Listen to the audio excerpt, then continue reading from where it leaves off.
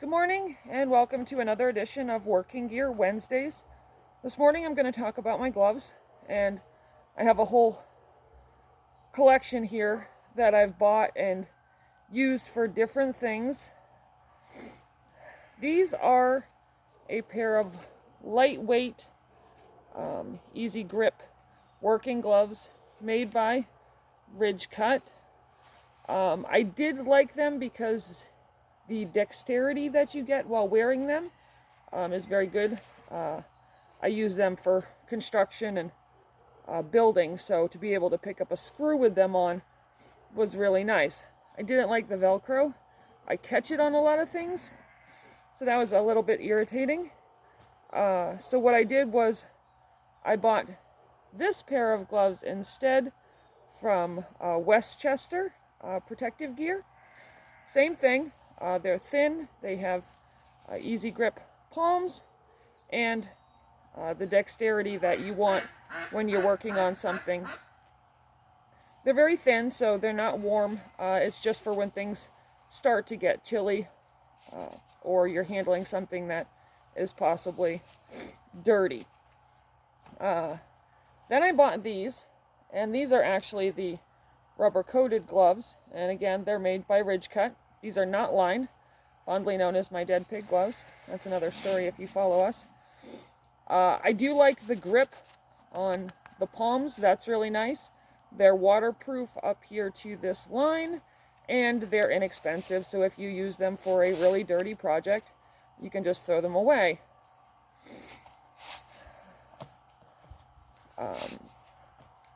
These are my favorite. I'll have to look up the brand because I don't have one with a tag. These are the same thing. They're waterproof here up to the line, but these ones are lined. So that's really nice because as things get a little chillier, they keep my hands warm when I'm doing chores without my hands getting wet. The only thing I don't like about them is that if you take them off and allow the inside to get cold, you can't warm them back up again. You've got to swap gloves. So that is one drawback. Once they get cold, they get very, very hard, and they seem to hold the cold in. So rather than your fingers warming the glove back up, the glove freezes your fingers. So that's a huge drawback to these. Once it starts to get actually cold, I have to stop wearing them. Then I have these, and again, I'll have to look up the brand. These were a gift, and they're heated. They have a battery that goes inside each one. And what I do is when I come up from evening chores, take the battery out and I plug them in so that they're ready to go the next morning.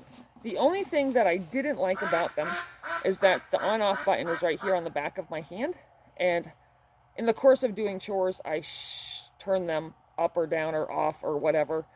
And I don't always notice until like my hand starts to get cold or it starts to bake that I've bumped the button on the back of the glove. I'm really not sure what the solution to that is, what would be a better place to put it. The other thing is that whenever they make winter gloves, they always make them long. So when you put them on, they go up over your sleeve, and they really don't go over your sleeve. They don't fit. And the jacket, which I really like, we've talked about it before, doesn't go over the glove, so I'm kind of stuck with this weird rumple in the middle. So I really wish that I could find a nice winter glove that was a short model and had heated hands, because that's really nice.